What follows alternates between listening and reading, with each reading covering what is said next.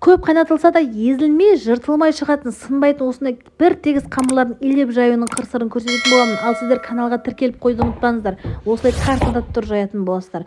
Ең алдымен қайнап тұрған сорпаның осындай майын құйып аласыздар. Менде 7 зуалаға 1 кесе көлемде сорпалы май құйып алдым. Кейін үстіне өте сәл көп мөлшерде тұз саласыздар да, кейін сарыағаш, яғни мен 1,5 литрлік сарыағаш қолдандым. Газы шығып, осылай аппақ болып көпіршиді.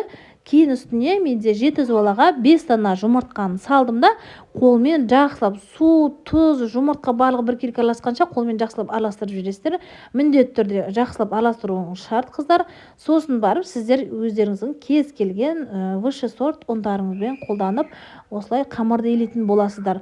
Ұнды көп-көптен салыңыздар, қыздар, себебі сіздің қамырыңыз кішкене қаттылау болып иленуі керек. Және де сіздерге қаншалықты сорпасы майлы болған сайын осы тестаның, соншалықты өмірінде жайып көрмеген қыздардың өзінің қамырлары бір тегіс және де жаңағы әдемі болып шығатын болады. Және де бұл қамырдың иленуі, жаңағы дем алуы өте тез болады. Міне дәл осылай ұнды себе отырып, аямай себесіздер де қамырды қаттылау етіп илейсіздер. Міне осындай қамыр болады. Тым жұмсақ емес, тым қатты емес, осы шамада болу керек. Қарап тұрсыздар, енді осыны бетін жауып 20 минут 30 минут демалдырасыздар да, кейін ашып өздеріңіз зуалаға бөлесіздер. Менде орта көлемде осындай 7 зуала шықты. 7 зуаланы дәл осы видеода көрсетілгендей жайыңыздар.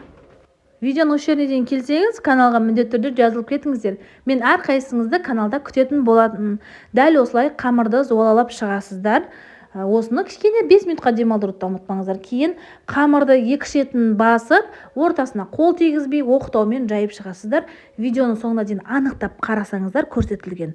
Ешқандай да зуаланың ортасына, қамырдың ортасына қол тигізбейміз, екі жанына тигіземіз. Екі жанына да тигізді екен деп, қыздар баспаймыз, қамырға мүлдем салмақ түсірмейміз. Жай ғана илеп шығасыздар. Болды. Ұнды да тым қатты көп себу жіберудің қажеті жоқ, бірақ ода тұрған бір ерекшелігі жоқ.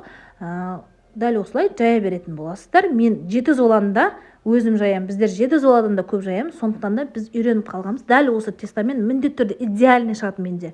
Дәл осылай зуалалап қамырды кесесіздер де, дайын сорпаларыңыз қайнап тұрса, аласыздар да сала бересіздер.